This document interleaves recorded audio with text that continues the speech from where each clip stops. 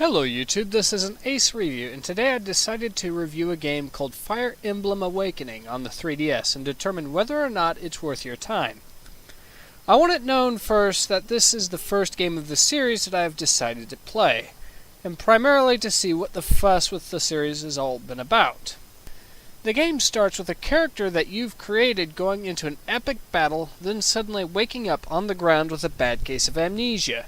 He is then found and joins a volunteer group of fighters called the Shepherds. From there, the game goes through a bunch of wars, infestation of undead soldiers, and some other plot twists that I am not going to spoil here. While it has a clear interest in the story, there are, sadly, some notable plot holes that come with some of the aforementioned plot twists. As far as the story goes, I found myself being more interested in character development and interaction, which the game tries to make an area of interest.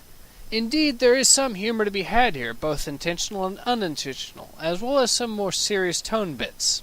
Provides a good bit of variety in the tone, which is needed for something like this, even if some of the characters are a bit cliche or flat. But I think that this is enough on the story, so on to the gameplay. Now, the gameplay itself isn't something I've heard much specifics on before actually playing this. So, explaining as a first-time player of the series to those who haven't played it yet, the game is a cross between a role-play game and a turn-based strategy. You command the individuals of the Shepherds the same way as you do any turn-based game, but they all have the stats and inventory like in your typical RPG. There's also some optional grind and character interaction, and as also the character interactions have an impact on the gameplay, so you can't fault it for lack of content.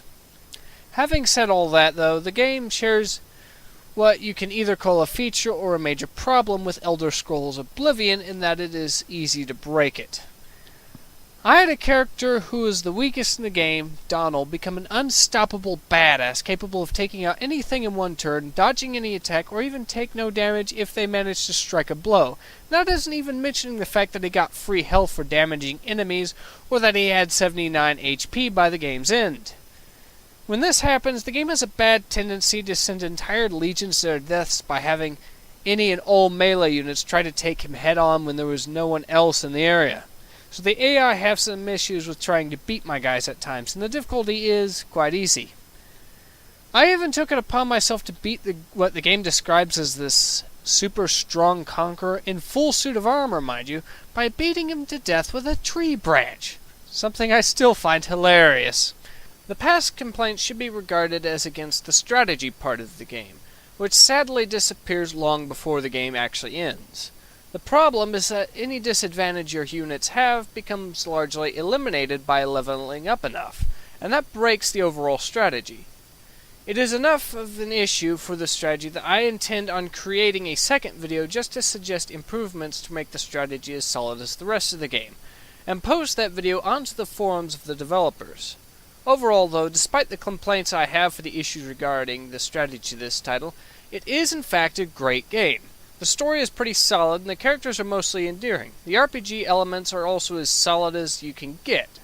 When it comes to the playthrough time, I was able to play through most of the game in 2 sessions, but these sessions were 10 hours apiece, which on reflection tells me I may be too much into games, but it also shows just how inviting the title is. I would suggest this game is a must-buy for 3DS owners. Just don't go into expecting a deep strategy game. It's much more of an RPG.